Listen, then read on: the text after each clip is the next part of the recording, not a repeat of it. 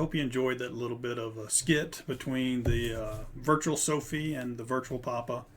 What a great verse to be learning as a first grader when you look at Genesis 50:20.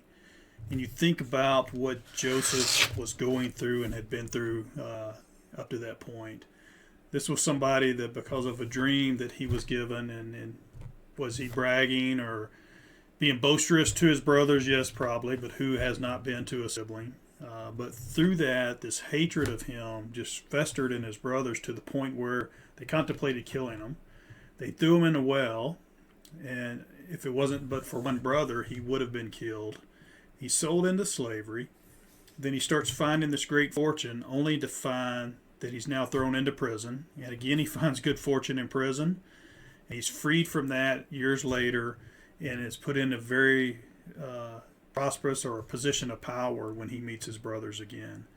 And these brothers, they're full of worry. They know what they've done to him. And now that their father's dead, what is preventing this very powerful man that we betrayed so badly from taking vengeance on us? And what does Joseph tell them?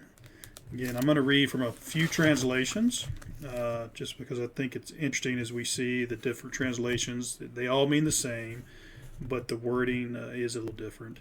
So in the NIV version, it says, "You intended to harm me, but God intended it for good to accomplish what is now being done, the saving of many lives." So through Joseph, God revealed this great famine that was coming, and Joseph was able to go and teach people how to put away food, how to, during the prosperous years, put away enough food to cover them through the famine. And he did such a good job that people from all around, including his own family, came to Egypt seeking out food. So the New Living Translations words it like this: "You intended to harm me, but God intended it all for good. He brought me to this position so I could save the lives of many people." Again, it's a slightly different, but it's the same. No matter what we do as evil on this earth, God can take that and make something good out of it. The New King James Version says it like this: "But as for you, you meant evil against me, but God meant it for good, in order to bring it about as it is this day, to save many people."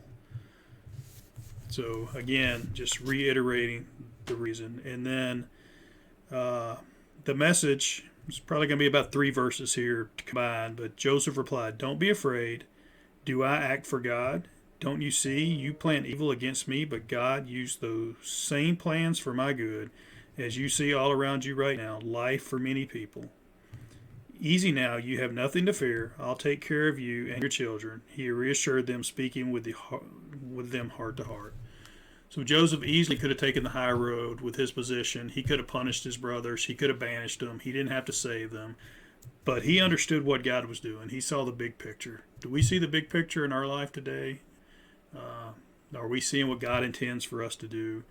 And we go through our trials and tribulations, do we cry to God and complain, or do we look for what he's doing or moving in our lives? So again, I think it's a great verse to write on your heart at such a young age. I'm very excited that Briarcrest is teaching Sophie this verse, and I pray that it's one that she doesn't forget and she just remembers it always. And thank you for joining us today, and look forward to seeing you again on future episodes of Sophie and Friends. Thank you.